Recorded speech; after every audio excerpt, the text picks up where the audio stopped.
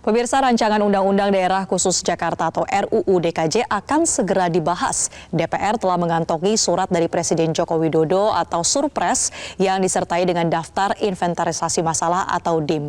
Undang-undang ini akan bertalian juga pemirsa dengan perpindahan Ibu Kota Negara atau IKN ke Kalimantan Timur, dan kalau sesuai dengan rencana maka Jakarta akan meninggalkan status sebagai Ibu Kota Negara di tahun 2024 ini.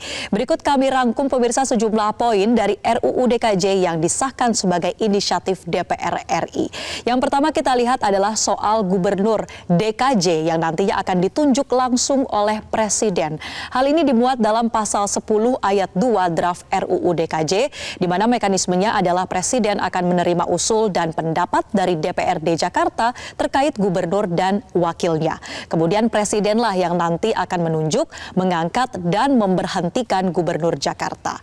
Layaknya kepala daerah lain, kalau berbicara soal masa jabatannya masih sama, Gubernur Jakarta akan menjabat selama 5 tahun, dan kemudian menanggapi dengan adanya penunjukan Gubernur Jakarta oleh Presiden ini, kalau kita berbicara soal sikap dari Presiden Joko Widodo, ia pernah menyampaikan sikapnya pada bulan Desember 2023 lalu, yakni Presiden Joko Widodo mengatakan menolak adanya rencana ini dan juga tetap pemilihan langsung oleh rakyat untuk Gubernur Daerah Khusus Jakarta.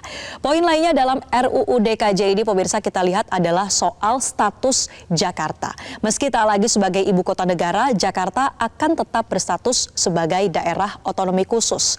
Kekhususan Jakarta tepatnya adalah sebagai pusat perekonomian nasional, kota global, dan kawasan aglomerasi. Kemudian pemirsa, untuk poin lainnya yang dibuat di RUU DKJ adalah soal pemilihan wali kota dan bupati.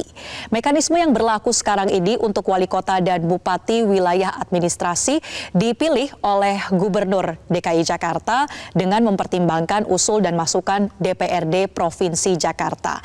Tapi kalau kemudian nanti RUU DKJ ini disahkan, nantinya Gubernur DKJ akan memiliki kewenangan penuh untuk bisa menunjuk langsung wali kota serta bupati di wilayah DKJ nantinya. Artinya RUU DKJ ini akan meniadakan suara atau pendapat dari DPRD Provinsi Jakarta.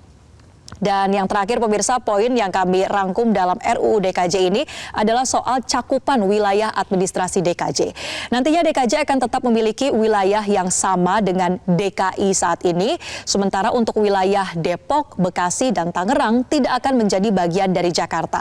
Jadi tetap ya ada 5 kota administrasi meliputi pusat, selatan, utara, barat, dan timur. Selain itu ada 1 kabupaten yakni Kepulauan Seribu. Jadi tidak sesuai dengan masukan yang akhir-akhir ini muncul, misalnya ingin memasukkan wilayah Depok dan Bekasi ke Jakarta, tapi kemudian itu tidak diakomodir dalam RUU DKJ.